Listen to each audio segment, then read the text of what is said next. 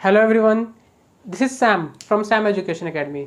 आइए स्टार्ट करते हैं टीएस ग्रेवाल का chapter number 2 fundamentals of partnership और हमारे सिलेबस का सबसे पहला चैप्टर। तो स्टार्ट करने से पहले ये समझते हैं कि पार्टनरशिप कहते कैसे है।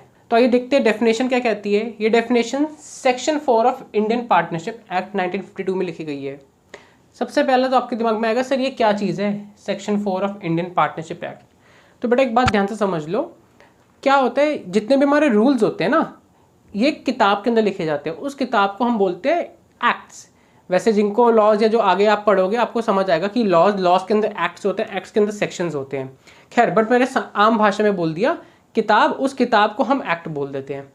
ठीक है, अब इतना समझ लो। तो सेक्शन 4 यानी रूल नंबर 4 कहते हैं इंडियन पार्टनरशिप एक्ट का कि पार्टनरशिप क्या है। Partnership is the relation between persons who have agreed to share the profits of a business carried on by all or any of them acting for all। Partnership क्या है? Partnership relation है किसके बीच? Persons के बीच। Who have agreed, जो तैयार हुए हैं किस चीज़ के लिए? To share the profits, profit share करने के लिए। किसके? बिजनेस के। Carried on by all or any of them acting for all, सब मिलके चलाए या कोई भी चलाए। सबर रखना, अब समझ आएगा ध्यान से। अब समझते हैं partnership is the relation. Partnership एक रिलेशन है यानी एक रिश्ता, समझौता बना किसके बीच? पर्सन्स। सर पर्सन्स, पर्सन्स मतलब दो या दो से ज्यादा, टू और मोर। हु हैव एग्रीड, एग्रीड यानी एक डील हुई, एग्रीमेंट हुआ। हु हैव एग्रीड, एग्रीमेंट किस चीज का? To share the profits of a business. क्या चीज, क्या शेयर करना है? बिजनेस के प्रॉफिट्स को। Carried on by all, carried मतलब चलाना, कैरिड ऑन बाय ऑल यानी सब के सब मिलके चलाए, और any of them acting for all, या कोई भी चलाए पर लायबल सबके सब होंगे। अब इस डेफिनेशन को याद करते हैं। पहला मैंने क्या चीज़ बताई आपको, एक काम करता हूँ, पहले एग्जांपल देता हूँ। देखो किसका एग्जांपल है? लेट्स से नोबिता सुनियो जियान, NSG। वाह, नोबिता सुनियो जियान ने डिसाइड करा कि मिलके क्यों ना एक टॉय शॉप खोलते हैं। तो इन्होंने डिसाइड करा NSG टॉय शॉप। अब ध्यान से सुनना, आपको इससे सारी डेफिनेशन याद हो जाएगी। हाँ जी, मैं कह रहा था नोबिता सुनियो जियान ने डिसाइड करा यार टॉयज़ के बिजनेस में आजकल ना बहुत मोटा प्रॉफिट है, क्यों ना वो करते हैं। तो डिसाइड हुआ कि हाँ वो करते हैं, टॉयज़ का बिजनेस करते हैं। अब क्या हुआ, डिसाइड हुआ कि तीनों के तीनों काम करेंगे। सुनियो कहता मैं दुकान पे बैठ जाया करूँगा, दुकान पे मैं बैठ जाया करूँगा। नोबिता कहता ठीक है मैं मार्केट में जाके बच्चों को इकट्ठा करूँगा, यानी सेल्स मैं बढ़ाऊँगा तो ये मार्केट करेगा। और जियान पीछे स्टोर का काम देखेगा। स्टोर का मतलब जहाँ पर सारे टॉयज इकट्ठे हैं वो सारी क्लीनिंग, दुकान की सारी मेंटेनेंस ये करेगा। यानी एक गल्ले पे बैठेगा, एक कस्टमर पकड़ के लाएगा और एक दुकान को मेंटेन करेगा। भारी भारी भरकम सामान जियान उठाएगा। तो क्या हुआ, सबसे पहले नोबिता सुनियो जियान में क्या हुआ, एक रिलेशन बना, ये सारे मिले। कि अब क्यों बनाया भाई, क्यों बनाया? ताकि क्या कर सके, शेयर कर सके बिजनेस के प्रॉफिट्स को, ताकि बिजनेस के प्रॉफिट्स को शेयर कर सके। अच्छा, अब carried on by all, carried on by all यानी सबके सब मिलके चला रहे हैं। देखो नोबिता भी काम कर रहा है, सुनियो भी कर रहा है, जियान भी कर रहा है। मान लो जियान मोटू कहता है मैं कोई काम नहीं करूंगा। बेचारे भोले हैं नोबिता और सुनियो, उनको लगा था कि तुम काम करो, मैं कोई काम नहीं करूंगा। ठीक है, पर पार्टनर है, प्रॉफिट होगा कल को लेके जाएगा फायदा। तो क्या हो रहा है यहाँ पर, दो बंदे मिलके काम कर रहे हैं, लायबल तीसरा भी है। ये इस डेफिनेशन का मतलब है। और any of them acting for all, कि कोई भी काम करे पर लायबल सब होंगे।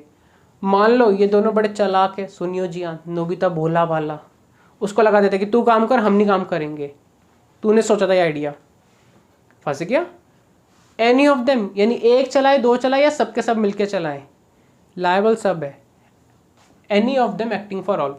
तो एक बार डेफिनेशन याद कर लेते हैं इस एग्जांपल से। देखो बेटा, सबसे पहले क्या हुआ, सबसे पहले नोबिता सुनियो जियान मिले, एक रिलेशन बना, क्या हुए, कितने बंदे हैं, दो से ज़्यादा है ना, दो या दो से ज़्यादा, तीन बंदे, पर्सन्स, देखो कीवर्ड्स आते जाएंगे, रिलेशन, पर्सन्स, किस चीज़ के लिए क्या तैयार हुए, किस चीज़ के लिए तैयार हुए, एग्रीड, प्रॉफिट शेयर करने के लिए, बिजनेस के, to share the profits of business.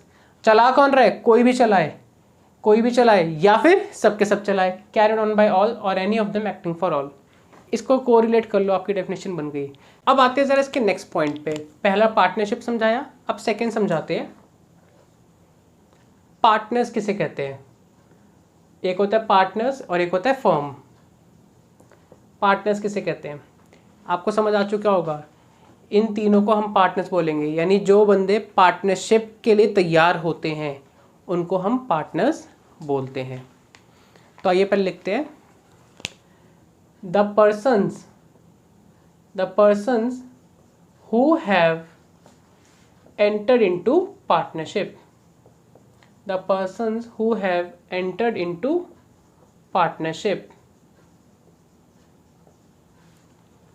यानी वो लोग जो पार्टनरशिप के लिए तैयार हो जाए या पार्टनरशिप में है उनको पार्टनर्स कहते हैं। थर्ड आता है फर्म। फर्म किसे कहते हैं सर,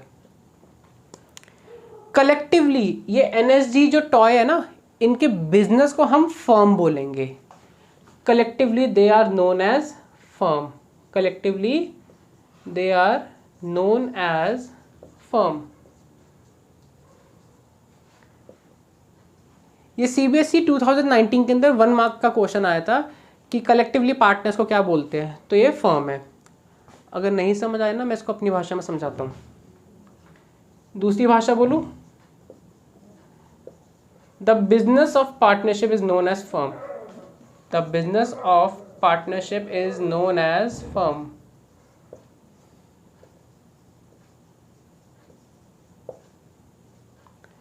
पार्टनरशिप के बिजनेस को हम फर्म बोलेंगे। बेसिकली सोल प्रोप्राइटरी केस में जिस तरह हम शॉप बोलते हैं, पार्टनरशिप के केस में हम शॉप ना बोल के हम उस चीज़ को फर्म बोलते हैं, यानी इन तीनों का जो भी बिजनेस है। ठीक है, अब एक अगला वर्ड आता है डीड। पार्टनरशिप डीड क्या होती है, तो ये समझाने से पहले मैं आप ही से पूछना चाहूँगा, बेटा ये बताओ, आप किसी के साथ पार्टनरशिप करना चाहते हो, क्या आप बोल के करोगे या रिटर्न पेपर पे एग्रीमेंट करा के करोगे? सोचो आप कैसे करोगे। तो अगर आपका आंसर आया कि सर रिटर्न पेपर पे, तो ठीक है। अगर आपका आंसर है सर ओरल, तो भी ठीक है। बेटा आपकी चॉइस है, कैसे समझना चाहते हो समझो इस चीज़ को। आओ एक नॉर्मल एग्जांपल लेते हैं। आपने अक्सर देखा होगा, होली का टाइम आ जाए, दिवाली का टाइम आ जाए, घरों के आसपास स्टॉल्स रखने शुरू हो जाते हैं, छोटे छोटे स्टॉल्स। और कई बार देखो तो उन पर छोटे छोटे बच्चे होते हैं। क्या होता है जी, एक बच्चा दो बच्चे मिलके क्या करते हैं, स्टॉल लगा लेते हैं। फॉर एग्जाम्पल मेरे कई स्टूडेंट्स मैंने देखा है, बिजनेस माइंडेड स्टूडेंट्स क्या करते हैं, होली दिवाली का टाइम आ जाए स्टॉल्स लगा लेते हैं। 3-4 बच्चे मिल गए, स्टॉल लगा लिया, लेट से बैलून्स का लगा लिया, कलर्स का लगा लिया। ठीक है, क्या अब वो रिटर्न पेपर पे जाते हैं, कोर्ट में जाते हैं, एग्रीमेंट करते हैं, आजा भाई वहाँ पे पेपर पे सिग्नेचर करेंगे? नहीं। तो पार्टनरशिप कैसे हो सकती है, रिटर्न भी हो सकती है, ओरल एग्रीमेंट के थ्रू भी हो सकती है। ठीक है, तो पार्टनरशिप डीड समझते हैं। Partnership deed,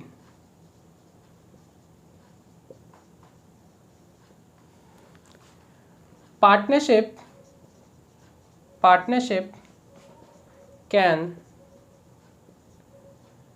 can come into existence. Partnership can come into existence through oral or written agreement.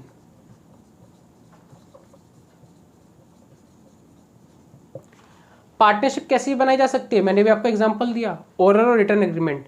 But आपने एक नाम सुना होगा, एक फेमस कंपनी, उसकी partnership, hero Honda, I think सबके सब जानते होंगे, मारुति सुजुकी, आजकल नेक्सा हो चुकी है, ये इनकी पार्टनरशिप है। आपको क्या लगता है ये ओरल पार्टनरशिप करते होंगे? हाँ भाई मेरी कार तू बेची हो, अरे मैं तेरे यहाँ पे अपनी मोटरसाइकिल बना लूँ, बोलो। नोकिया और माइक्रोसॉफ्ट हो सकता है आप लोगों ने इसका भी नाम सुना हो। तो क्या ओरल करते हैं ना, ये रिटर्न करते हैं। तो पार्टनरशिप कैसे बन सकती है? ओरल या रिटर्न एग्रीमेंट में। तो पार्टनरशिप डीड क्या है? The written agreement is known as partnership deed. Written agreement को हम क्या बोलते हैं? पार्टनरशिप डीड बोलते हैं। बात क्लियर हो गई? ठीक है, इससे पहले आप लोग नोट करिए, फिर आगे चलते हैं।